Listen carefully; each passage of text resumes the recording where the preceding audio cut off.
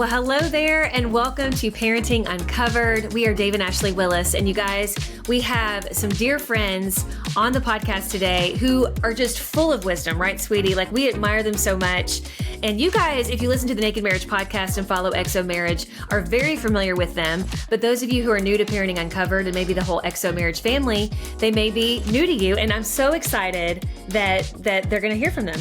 Yes. Yeah, I'm super excited. One of the main reasons I wanted to do this whole podcast in the first place is an opportunity to interview people that we admire and have learned from and want to learn more from, and then want to help share their wisdom with others. And Our friends, Luis and Kristen Román, certainly fit that criteria. Luis and Kristen are pastors, they are authors, they are podcasters, they host Éxito en la Familia on the Exo Network. They've been TV ministry superstars internationally, and are two of the most just down-to-earth and lovely people you'll ever meet. And they have 3 grown sons who all still like to hang out with them.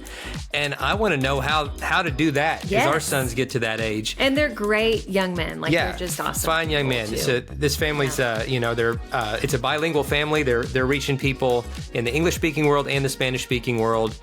And they're also 2 of our most fashionable friends. They are always it's on point every time. Yeah, I know. Always looking sharp. If you're watching on YouTube, you see this. And they're a very lovely couple. And even though they're older and wiser, they both look younger than me somehow. Oh my goodness. I don't know. They look, muy joven. I don't know. I don't know what the secret is. Muy joven. But we're going to talk about all that and more. Luis and Kristen, welcome to the podcast. Yes, welcome, you guys. Yes. Hola, amigos. ¿Cómo están? Hola, hola. Bien, gracias. Okay, this is not a Spanish podcast, so I get it. But I just wanted to say hello to everyone. And we're excited to be here with you guys. I mean, this is super, super great. And we are happy and honored to be a part of this podcast. Yeah, and it's super exciting also to be talking about a different topic, right? I know. We collaborate on marriage, and that's awesome. But what a great opportunity also. And I want to say something before we start. I mean, I love you guys, the way that you do this, jumping from one topic to another, but full on. I mean, you just laughed and say, we're going to do this. We're going to do this parenting thing. And you have this amazing voice also. And it's been great to share different opportunities with you guys through EXO, and it's just been great. And I've seen how willing you always are to say, we're going to bring more to the people that we talk to. And so I congratulate you for doing this. Thank you. Wow. Thank you for saying that. You all, and Kristen, what we were saying, it's good to talk about something different. What a lot of our listeners and those watching don't know is you and I, and actually I know that you and Luis have talked about this too, that it's, we talk about parenting all the time, in the green room. Oh, yeah. We're hanging out. We're often we're asking you questions. And I mean, even recently, Kristen, as moms, we were all talking back in the green room, a lot of us different speakers and podcasters. And so I'm just so excited to bring some of those conversations for others to hear, because throughout the years that we've known you, I've learned so much from you as people who are a little further ahead in your marriage and parenting journey than us. And one thing we always talk about through the Naked Marriage podcast, through EXO, and anytime we can talk about this, we always tell people that it's good to have mentors, mentors and friends that you can talk to and bounce ideas off of and learn from, who are, a little further ahead. And you guys have been that for us. And I know, right now we have kids ranging in ages, 4 boys from 8 to 18. And remind me the ages of your grown men that you guys have raised. Yeah, so it's 24, 26, and 30. Yes. So you guys have adult children. So you're a little further ahead than us. Yes. And, one thing that Dave and I, it's a high value that we know you also value and have done, is that we want our kids to always come back home and want to be around us and be present in their lives. And we have seen that you guys have done that. Your kids not only are around you a lot and enjoy your company, but they also work alongside you with what you guys do. And how would you say in the years of raising them, what were some things that you all did to help to cultivate that, to help to lead to where you are now? Well, I mean, I can say a couple of things that come to mind, but one of them is just consistency, to be consistent in living life with them, and just an honesty.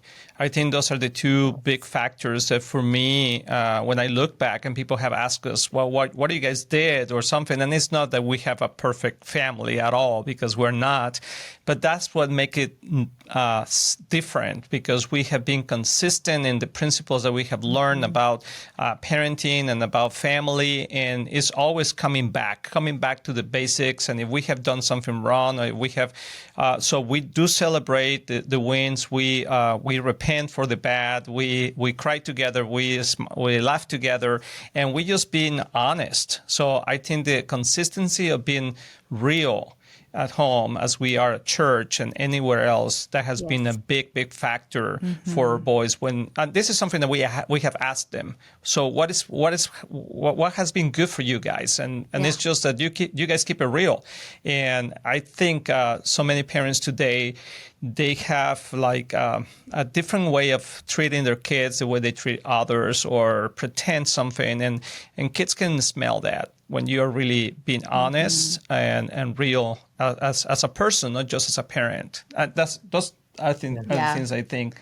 I'd say also keeping things in the right order. It really makes a difference. Like not rushing into, we just want to be best friends and we're all going to hang out and have so much fun together. Yes. And that's part of parenting, but you have to keep things first things first. That's what I would say. First things first is establishing the line of authority, establishing respect, establishing a first-time obedience before we can then build on that and build relationship with them. So what we've seen is many times families just, they reverse the order.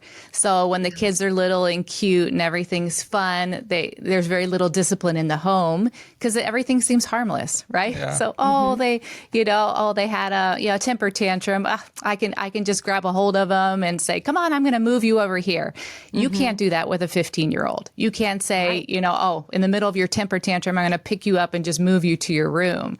So if you don't establish that line of authority and obedience when they're young, you'll never have their true trust in their heart. Because if they can't trust you to follow through with what you said when they were small, when you asked them to do something and you meant it, then why would they trust you later with your advice? So that's what we laid down, obedience and respect, and then that turned into honor later. Yes. Oh, that's so good. That's so good. Yeah, that's a great pattern. And you're right. I think so many parents, they get that flip flop. They, ignore the discipline in the early years and then pay for it later. So that's great wisdom. I'd love to kind of rewind the clock in your story back to those early years. The last time we interviewed you on the Naked Marriage podcast, we asked about the start of your love story. And I love those stories about, meeting, doing ministry together, the date nights at Taco Bell, and all of those fun early day stories. But I want to fast forward some now to the early days of your parenting journey, where I believe you were living in Mexico at that stage of life. And I'd love to hear just what life looked like then, and then what the transition was like, coming to the United States and your kids learning English and learning to kind of balance and respect and honor both cultures. And I would just, anything you want to share about all that. It's just a fascinating journey.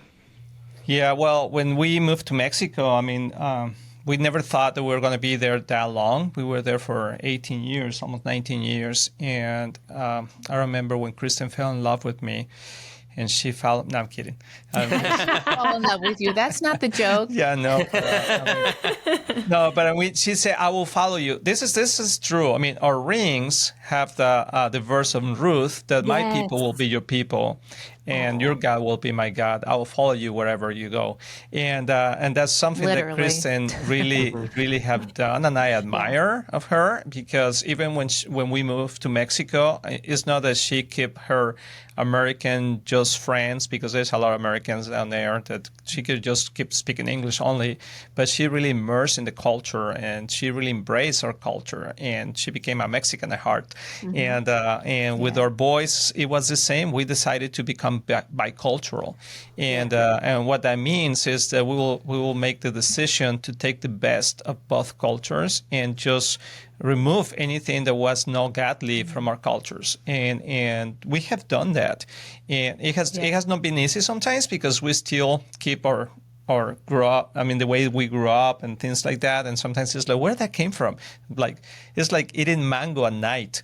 This is a funny story. When our kids were little, I will come home sometimes from work and I will say, and Kristen was feeding Josiah or Christopher mango at night. And I was like, well, yeah, if you get to live in a tropical place, you're going to eat mango all the time. Yeah, of course. Of course. Or watermelon. I mean, it's not tropical, but it's not super tropical, but mango is very easy. Avocado and mango were cheap and readily available. Watermelon too, like all those fruits. Anyway, but I grew up knowing that that's not good for you at night.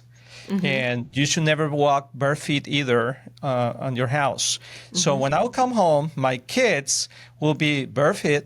Eating mango. And I will be like, what are you doing, Kristen? And she's like, what? I'm like, no, this is wrong. They're going to get sick. And she's like, why?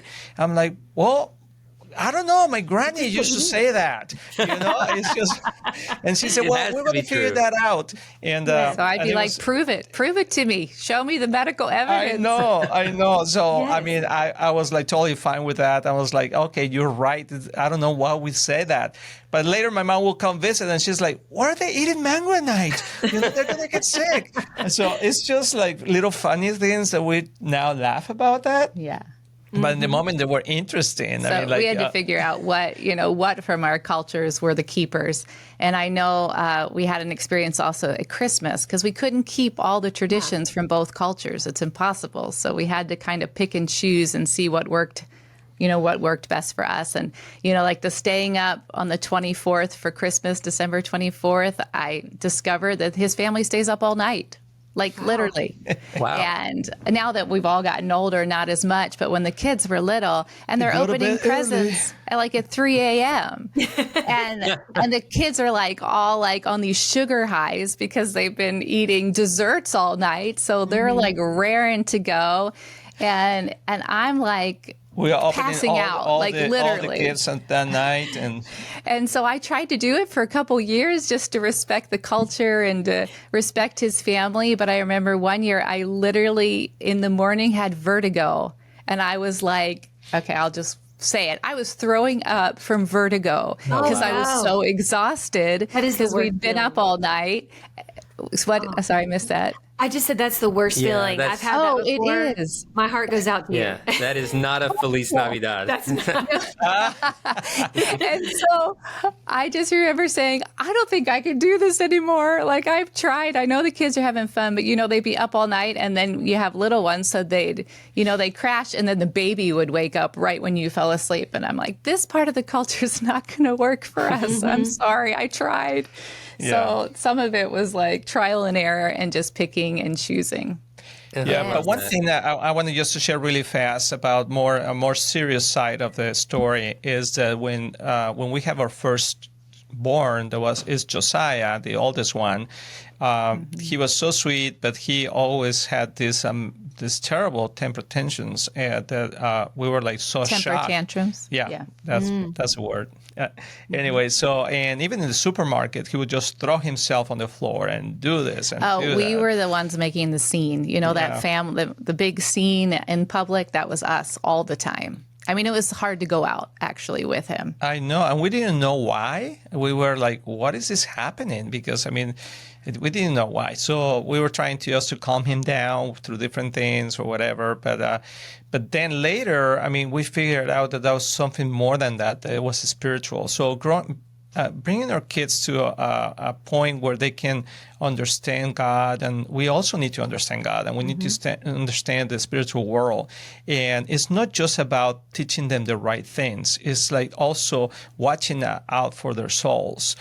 We are guardians of our children, not just physically or through education, but also directly in the spirit. And so we started asking the Lord, what is happening? What is this? Why? And then Kristen had a revelation one night that that it was this was a curse that was passing down through generations. My dad was very violent, very like angry person, and with me. And I remember me running away from that because I left home when I was 13. But later, when I met Kristen and I met the Lord and everything, I start having these attitudes myself too, like very angry attitudes, and just not being nice to Kristen. And I remember going into the bathroom and saying, God, what is this happening to me? And I felt the Lord said, you need to be delivered. You need to be delivered from this curse of aggression and rejection and all this. So I went through that. I called my pastor. They prayed for me. I even manifested. I remember, like, I was like, who am I? You know what I mean? But this was this oppression that was over me. So that fast forward, then we saw that, I mean, the Lord revealed to us that was happening to Josiah too. And I don't know if you want to tell the story, because it's a fascinating story that I want to encourage parents that not just to look into the natural only, but also to be watching over the spiritual, because there are things that are happening to our children, and they are not just the consequence of being good or bad parents, but also the consequence of the spiritual forces that are against us and against our family. They are coming to steal, kill, and destroy. But the Lord has given us the authority and the power to deliver them from evil. So I don't know if you want to say that. Body, soul, and spirit. It's the same way when we take on anything in our personal lives. We should hit it on all fronts, our marriage as well, and with our children, with raising our children. And we did that because really Josiah, our oldest, he was truly out of control. And we got in a parenting class. That was one thing we did. We signed up and enrolled in a parenting, and he's the reason actually that we started our ministry, Success in the Family, Éxito en la Familia. We started teaching parenting more than marriage, and then it's kind of evolved over the years, but it was parenting. So we began to train ourselves in parenting and discipline and all the natural things, but then the Lord also showed us it's more than that. There was a spiritual stronghold in the family that had to be broken. So then we took it on spiritually as well and began to pray over him in a way that was very gentle. It wasn't scary or freaky or like exorcist type of thing. I mean, this is a 2-year-old. And so, when we prayed, we would try to use words that would not frighten him or make him think he did something wrong. We used big words that he wouldn't even understand, spiritual words coming against, like I said, using the word stronghold or a spirit of, that anger and rebellion that was in him. And we would pray very quietly with our tone of voice and gently, but with authority.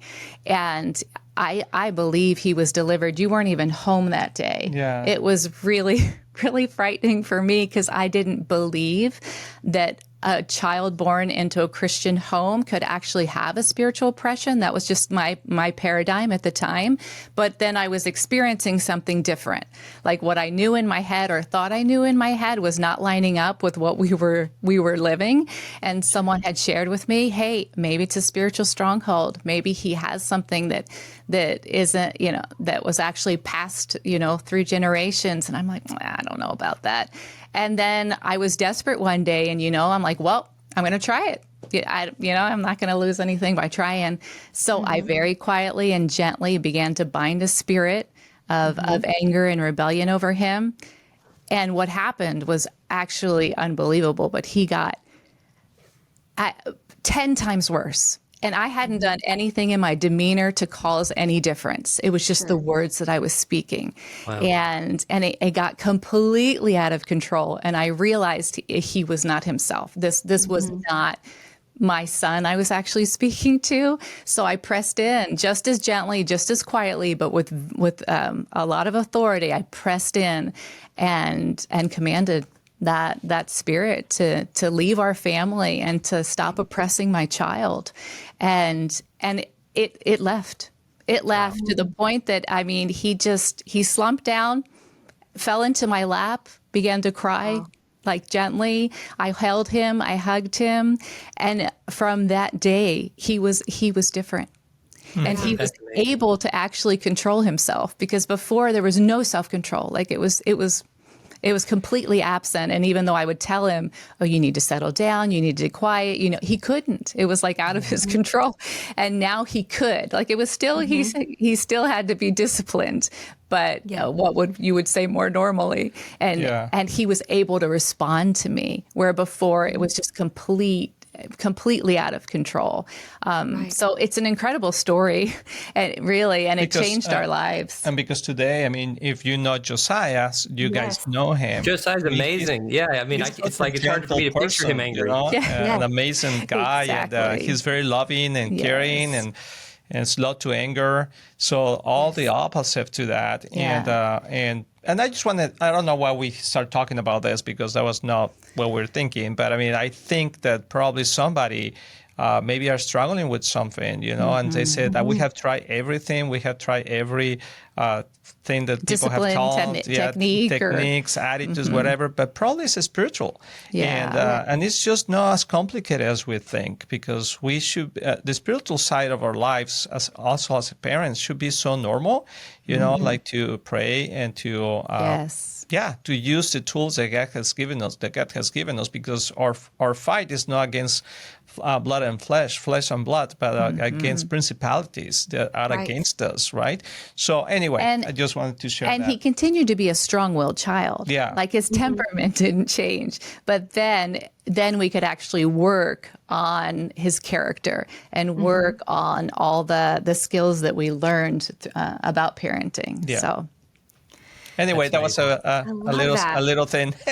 I love it. No, and that's a big thing. And I'm telling you, I wish that I had people like yourselves, wise, biblically based family, to speak into that back in our early days, because we definitely had moments like that. And I totally get what you're saying, Kristen, about God's not going to necessarily change their personality. I mean, he made them that way for a reason. But when there are these sinister forces, because, I mean, not to freak anyone out, but the enemy has it out for families, because God created marriage. He created families. And of course, there's strongholds that can, like you said, can follow us generation to generation. Right. I love, if somebody wants to find more on what you guys are talking about, Jimmy Evans, if you guys go to YouTube, to the Exo Marriage YouTube channel, he has a great talk about what he refers to as enmities. And am I saying that right?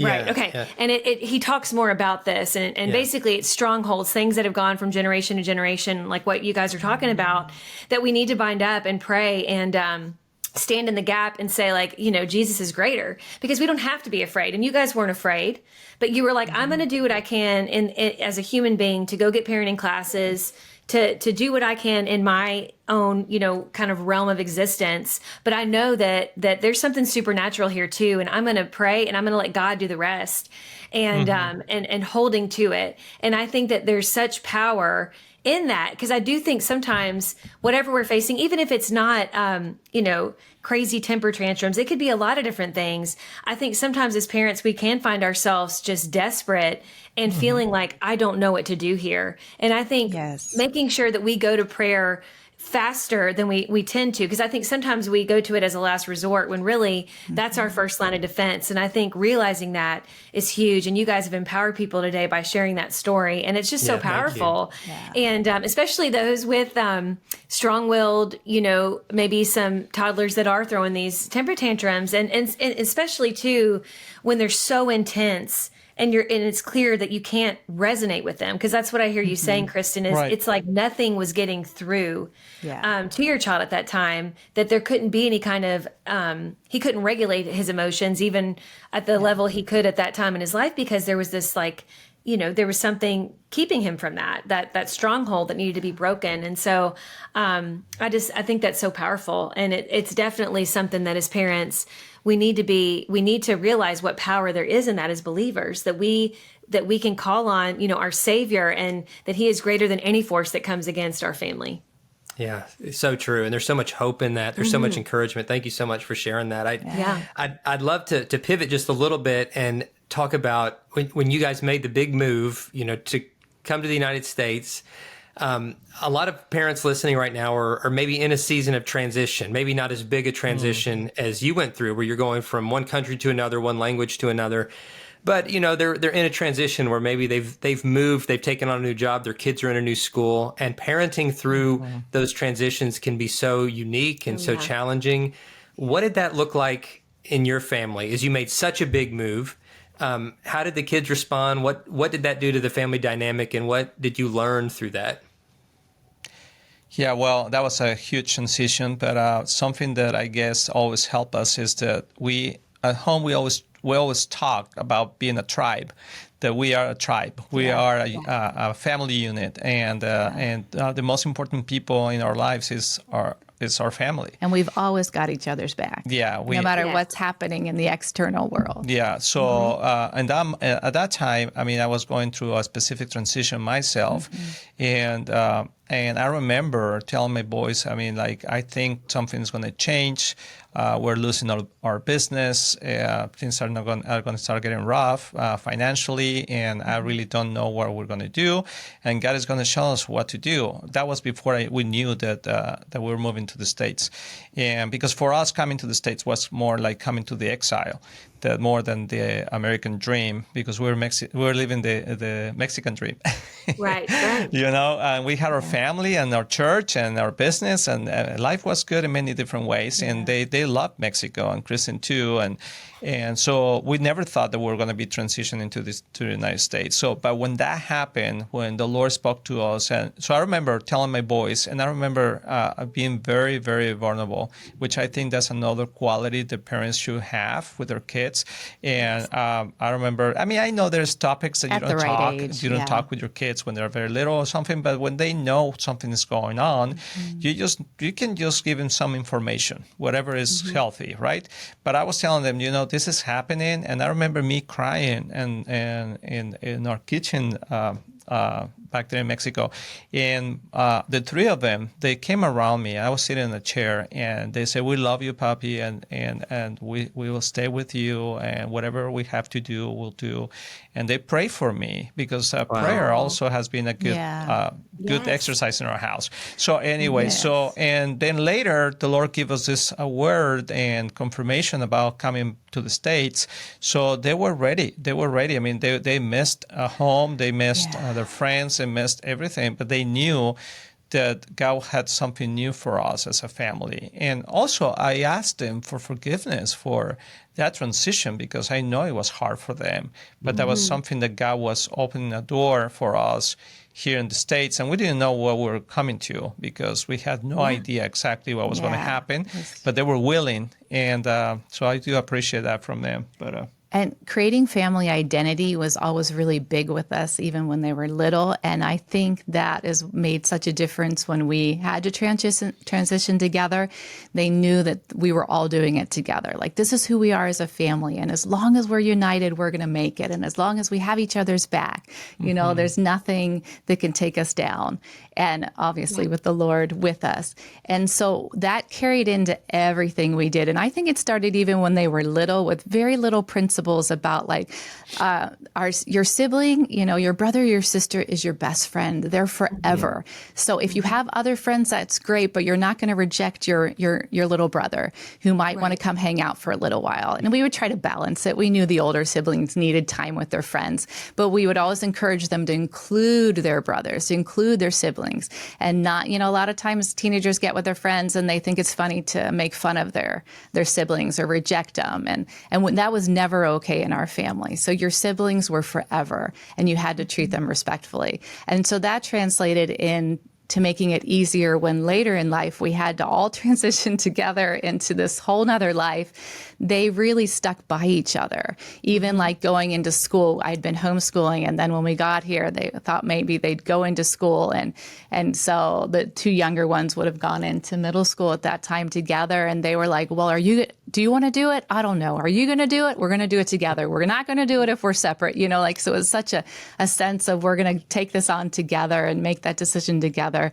I know another time when our youngest was starting to drive, and he had gotten like a DoorDash kind of job driving, and he had a little fender bender, and the poor guy was trying to earn all his summer money and have money in there. In the accident, all that he had earned. He had a brand new BMW. A brand new BMW. But it wasn't, it wasn't enough, like, for the insurance. It just didn't work to have that hit on a 16-year-old's insurance. Yeah. Like, we're no. So I remember when we were talking to him, well, obviously his responsibility, we knew he had to pay for it. But we sat down as a family and we're like, what can we do? And I remember his brothers and us saying, okay, we're in a tribe. We're a tribe. We're in this together. So we're all going to pitch in to help you pay for it. And his brothers pitched in, and everybody pitched in some. He paid a majority of it, but everybody helped, kind of get through that season in his life, or that moment in his life. And so that's a kind of an example of how, what we do, even if we have, like, there's a need in the church for, and they're asking for giving, or someone needs to pay, like I said, like a medical bill or for a wedding or something. Sometimes these things happen. And does anyone want to donate? We always sit down as a family and say, hey, are we going to donate? What do you guys think? You want to pitch into this? And they're like, yeah, absolutely. All right, let's do it. We're going to donate to this, or we're going to help towards that. Yeah. And so we talk about it. We don't force them to give. We're going to give anyway, but we want to give you the opportunity. And then when we give, we usually give as a family. Like, this is from the Román family instead of this is from, Luis Kristen, blah, blah, blah, blah. Right, so those are just little things that I think made it easier when we transitioned. Yeah. And I think just for them was an adventure. I think also life should be an adventure. And we have taught our kids and ourselves, like, life is not fair. So when we hear that a lot, life is not fair. Well, welcome to life, because life is not fair. So so you're finding out the reality of what is to live in a fallen world. And so we have taught that from the beginning. I mean, this is life may not be fair, but God is with us, and He will take us through it. So when we had hard moments and hard situations and things like that, we were like, well, this is it. I mean, but we're going to endure this together as a family, but also with the Lord's help, and we're going to do our part. And our part is to have a healthy life, a holy life, a servant-hearted life, where we serve one another, when we help each other, and we just navigate life with the Lord, and even if it is not fair. And I think that has helped them to understand that when we are in different positions, situations in life, I mean, that's where it is. And you have it bad now, but there's people that have it worse. And there are people that have it best, So when things are going well, enjoy it, right? Yes. And share that. But when they're bad, well, endure and move forward and just together. Yeah, together. So like, you're never alone. So I think that transition was a little bit like that. And of course, the English, I think the culture was a little shaking for them, because even though Kristen, I mean, she was born here in the States, and we used to come often to family and some business things that we used to do here, but it's never the same that living within the culture, right? And so one of a funny story is that we were used to the Latino parties or birthdays in Mexico, when they tell you, okay, party starts at 6.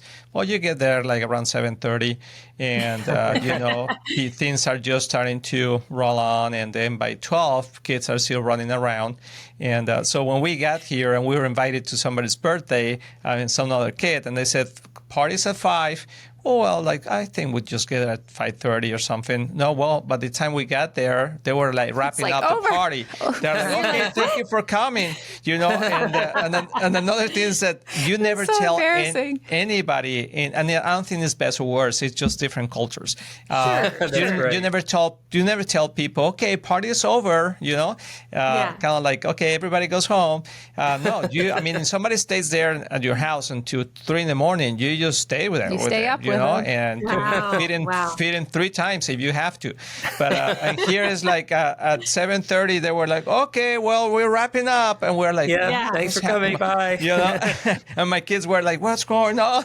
They're kicking us Funny out. things, you know, that we learned, and it was that was part of the transition, trying to adapt to a different culture, and of course the language was a big thing for me, even though I understood English better than what I spoke it. But to get on the phone here and just listening to people in customer service, and some of them with the Dallas accent, and me, it was just hard. Kristen used to do all that. That was a big transition for us, because in Mexico, I was in charge of everything kind of thing from the house. But then when we moved here, I couldn't really do much. I didn't understand how things were done, and I didn't understand people when they were talking on the phone. So Kristen took over. I don't know if you want to talk about that transition. Not really. Do I have to relive that? It was very, very hard. It was very hard on our marriage, I think. But I think it was good for the family in general. Okay. And it just pulled us even tighter together. And if I can just touch on something kind of going maybe to a little topic, a little different, but honor, when I said that at one point, it just jumped out at me. And I think that's what made the difference as our kids have gotten older. Like, the honor was always there. So it wasn't hard for them as they became adults to continue to honor us, because family honor was something that we developed even between them. Like I said, with your siblings, you're not going to disrespect your siblings in front of your friends. I don't think, even if you think it's funny, it's not funny. You're not going to do it. You know, that kind of thing. We just wouldn't. That was non-negotiable. And the same thing with honoring the family in general. Like, you reminded me when you mentioned birthdays, we would do something called the Circle of Honor. So when we still do. We do it. We continue to do it. And when it's someone's birthday, whoever's birthday it is, you know, we go around and we all say something that we admire about them and how they've impacted our life. And we'll stop the party for it, even though everybody's having fun. We're like, okay, time to, you know, and we've done that now forever, even as they're adults. And their friends now know they're going to do it. You know, like, they're like, now we do it for a great tradition. We do it for their friends too. And we'll do it at their parties. We're like, all right, stop. It's time for the Circle of Honor. We're going to honor you. And, you know, and it can take forever, because there can be 20 people there, but everyone says something, you know? Yes. And so that was another little practical thing we did since they were little. They learned as siblings to honor each other verbally as well as giving. We would always have them give gifts to each other that they'd buy. This is a good thing. Wait a minute, let me just say this part. I love this part that the kids used to. Let me go back. You tell it. Go ahead. But it will be somebody's birthday, Christopher, and the boys. I was going to go buy him a gift, and they will say, "What about me?" I'm like, "It's not your birthday. What about you giving something to Christopher?" And they were like, "Me?"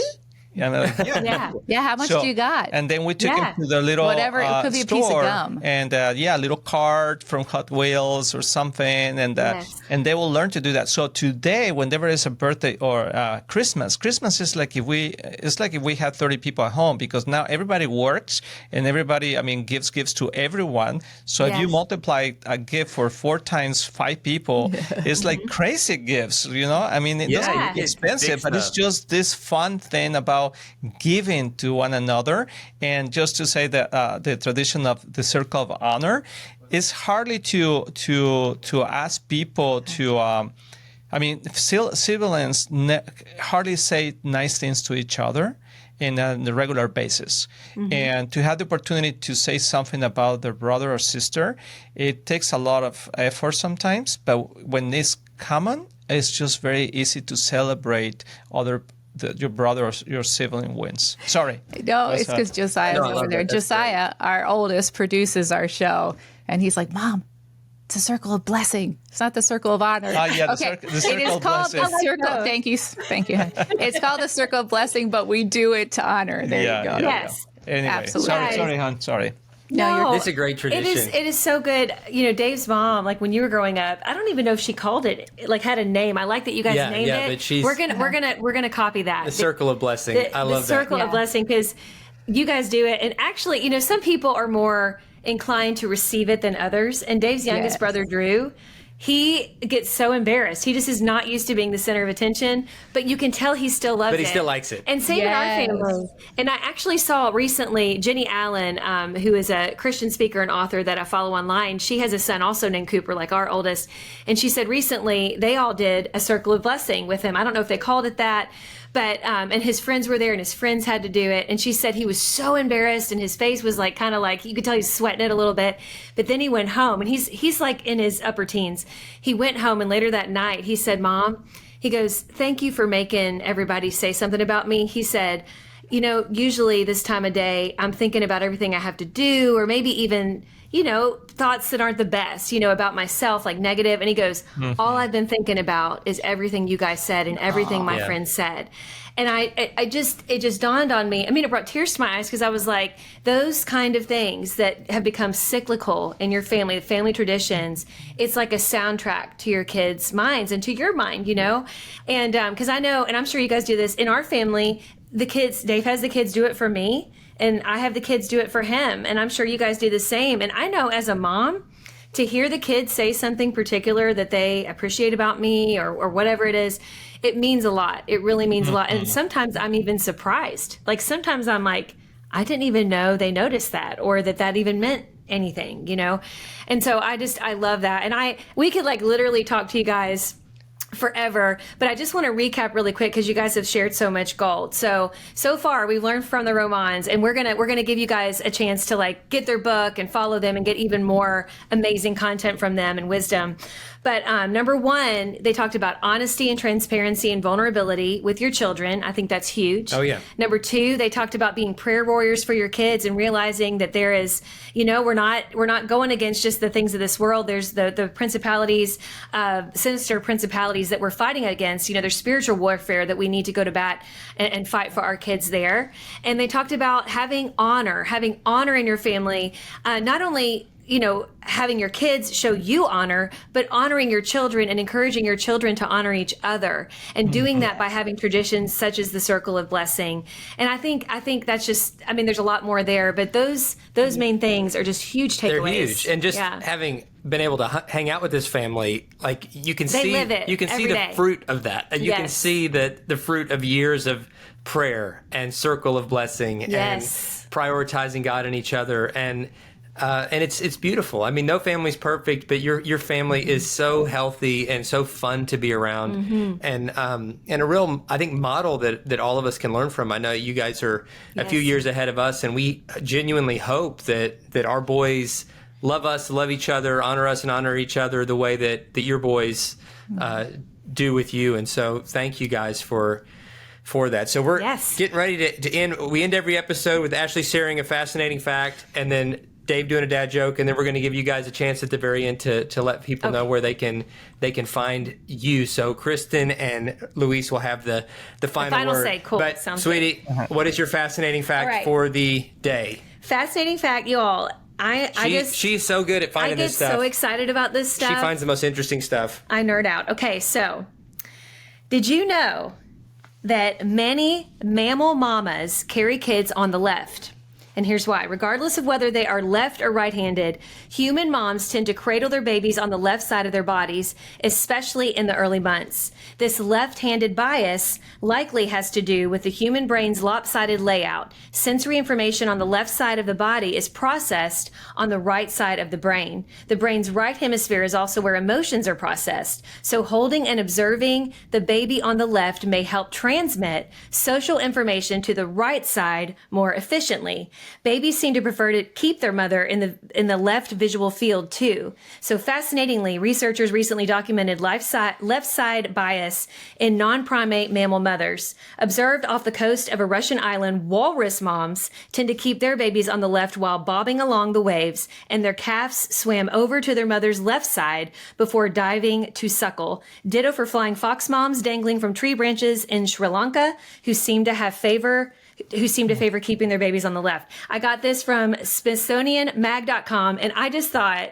that is crazy. And when I was thinking about, like, I'm right-handed, but when I was thinking about how we would hold our babies, like, it makes sense. Like, because I was thinking about it and I was like, oh my gosh, that's true. What about you, Kristen? Did you tend to hold them on the left? Can you remember? I know it's been a little bit. You're making me think about it. Like that's, and too long, too far.